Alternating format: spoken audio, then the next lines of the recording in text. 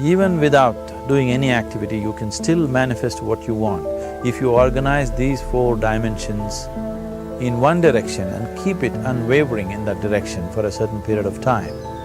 Now he believes Shiva will do it for him and it will happen. So is Shiva going to come and build your house? No, I want you to understand, God will not lift his little finger for you. What has not happened till now on this planet can happen tomorrow. Human beings are capable of making it happen tomorrow.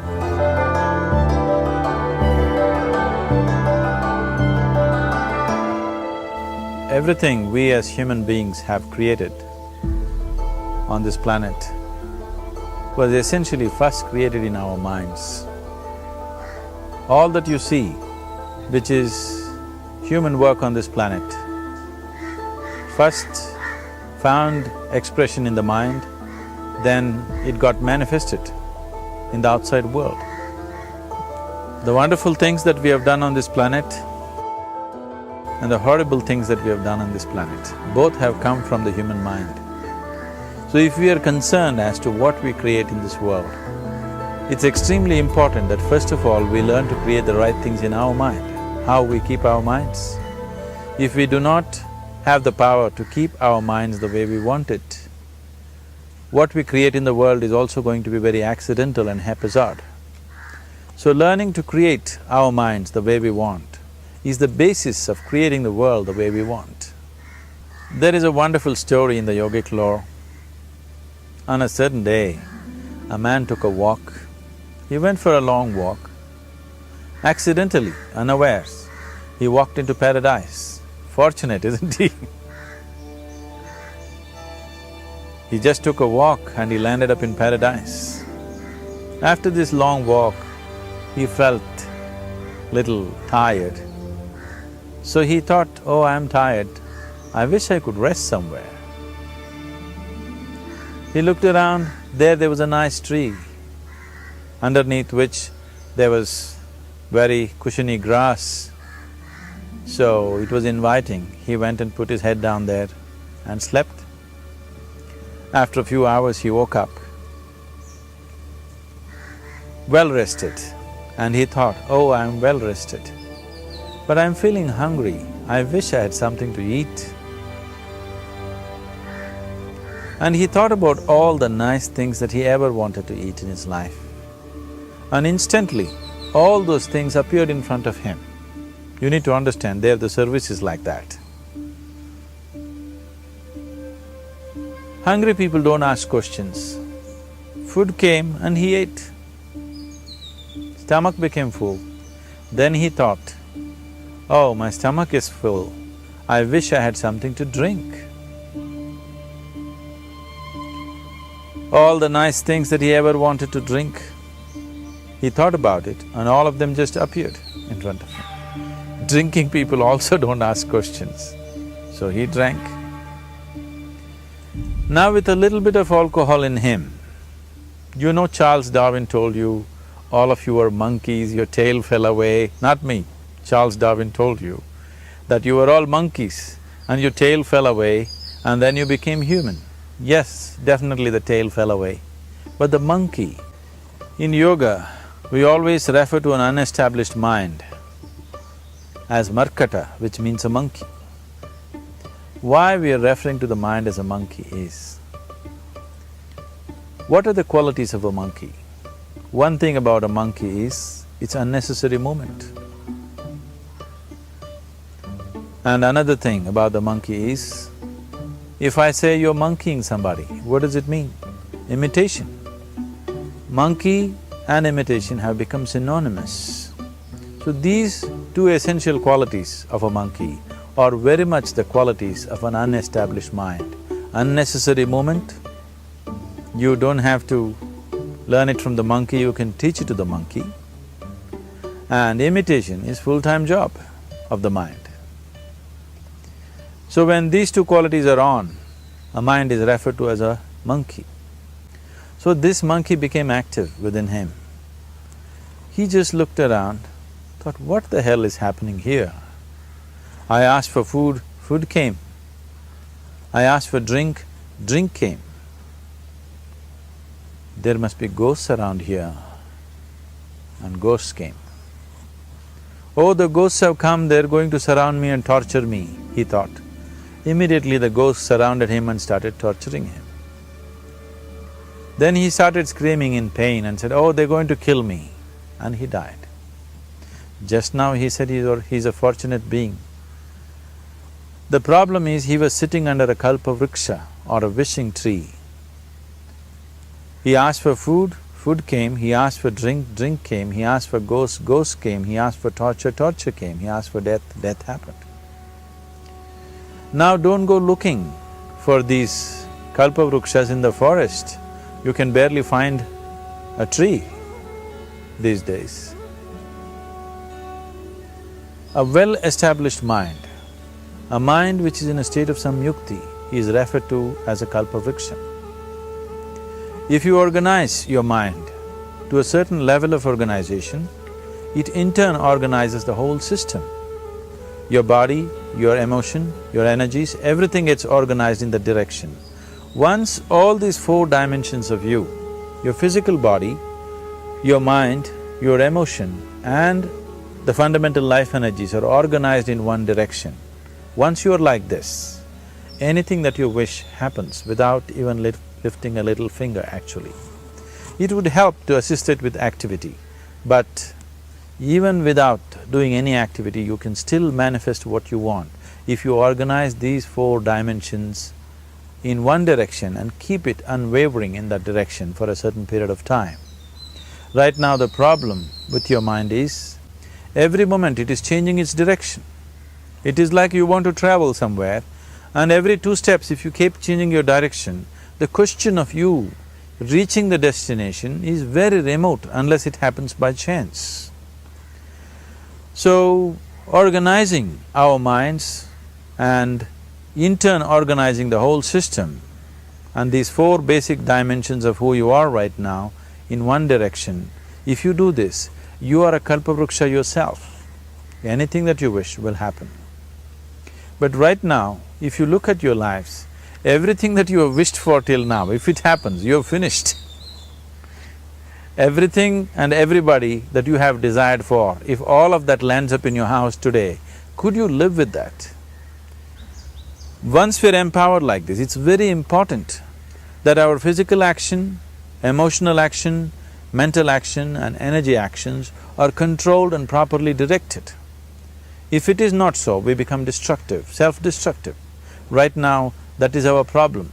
The technology, which is supposed to make our life beautiful and easy, has become the source of all the problem that we are destroying the very basis of our life, which is the planet. So what should have been a boon, we are making a curse out of it. What has brought incredible levels of comfort and convenience to us in the last 100 years or so has also become a threat to our life simply because we are not conscious action, we are in a compulsive state of action.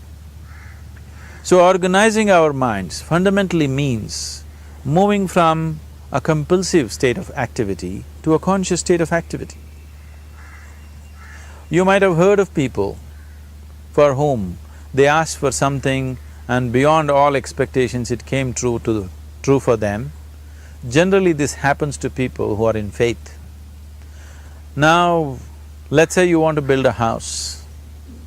If you start thinking, oh, I want to build a house, to build a house I need 50 lakhs, but I have only 50 rupees in my pocket, not possible, not possible, not possible. The moment you say not possible, you are also saying I don't want it. So on one level, you're creating a desire that you want something, on another level, you're saying I don't want it. So in this conflict, it may not happen. Someone who has some faith in a god or in a temple or whatever, who is simple-minded, faith works only for those people who are simple-minded. Thinking people, people who are too much thinking, for them it never works. A childlike person who has a simple faith in his god or his temple or whatever, he goes to the temple and says, Shiva, I want a house. I don't know how, you must make it for me. Now in his mind there are no negative thoughts. Will it happen? Will it not happen? Is it possible? Is it not possible? These things are completely removed by this simple act of faith. Now he believes Shiva will do it for him and it will happen. So is Shiva going to come and build your house? No, I want you to understand, God will not lift his little finger for you. What you refer to as God is the source of creation. As a creator, he has done a phenomenal job, there's no question about it. Could you think of a better creation than this? Is it in anybody's imagination to think anything better than what is there right now? So as a creator, he has done his job wonderfully well. But if you want life to happen the way you want it, because right now, the very crux of your happiness and your well-being is this, if at all if you're unhappy, the only and only reason why you're unhappy is life is not happening the way you think it should happen. That's all it is. So if life is not happening the way you think it should happen, you're unhappy. If life happens the way you think it should happen, you are happy. It's as simple as that. So if life has to happen the way you think it should happen, first of all, how you think, with how much focus you think, how much stability is there in your thought, and how much reverberance is there in the thought process will determine whether your thought will become a reality or is it just an empty thought. Or how you do not create any impediments for your thought by creating negative thought process. This possible is something possible or not possible, is destroying humanity. What is possible and not possible is not your business, it's nature's business. Your business is just to strive for what you want. Right now you're sitting here, if I ask you two simple questions, I want you to just look at this and answer this.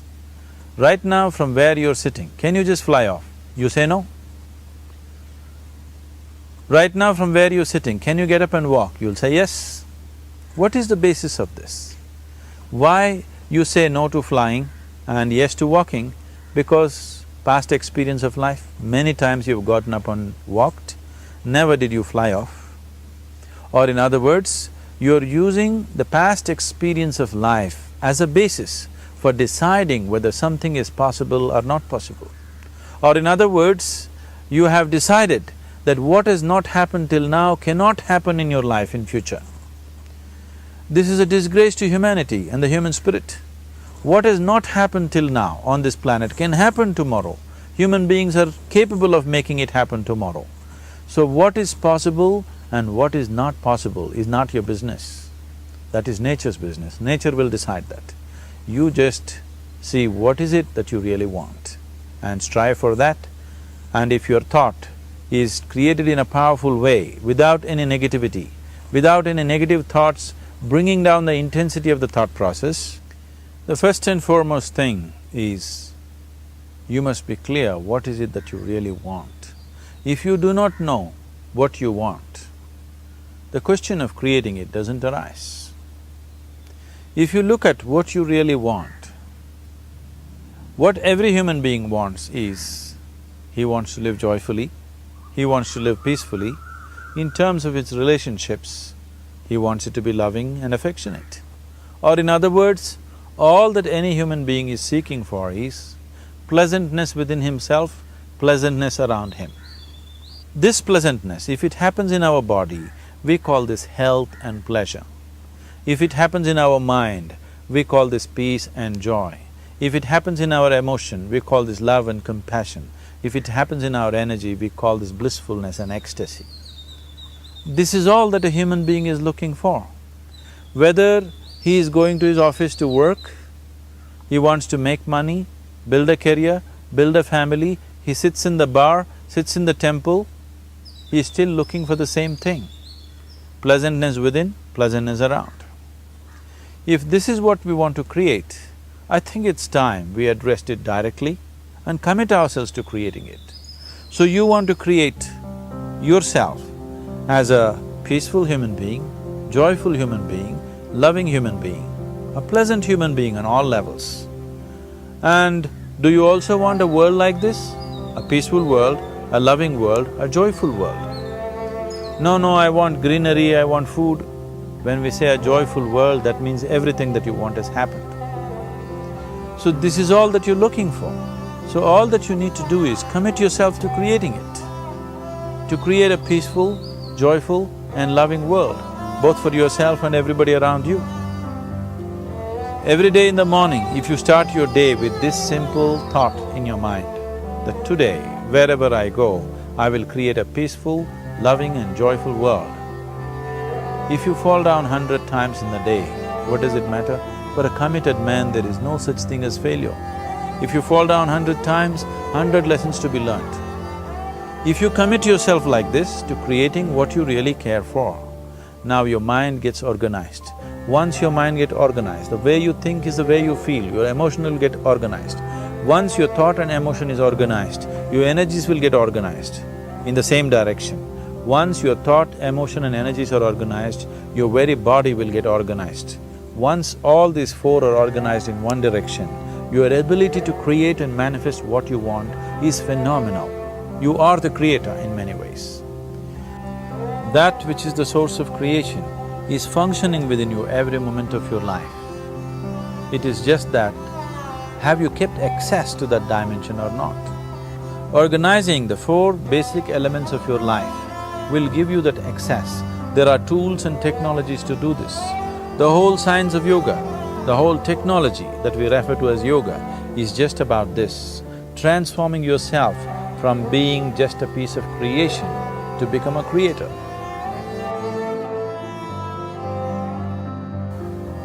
It is my wish and my blessing that every human being in this world should have this access to the source of creation within himself so that he can function here as a creator, not just as a piece of creation.